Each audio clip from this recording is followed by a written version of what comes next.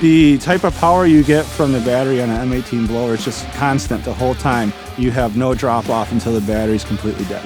It makes our job so much easier. This Gen 3 blower has so much power. Time is money in our business, so the quicker we can get in, the quicker we can get out, the better. We don't have to worry about pull starting it. You hit that throttle and you're off and running. You don't have to let it warm up. You don't have to worry about fuel system failing on it. This blower is super quiet, makes it easy for us to not have to worry about the noise restrictions that we're seeing. I have job sites where you can't make noise before 7 or even 8 a.m. Being able to start sooner, I can get more work done. Our guys can just cruise through their day with no problems.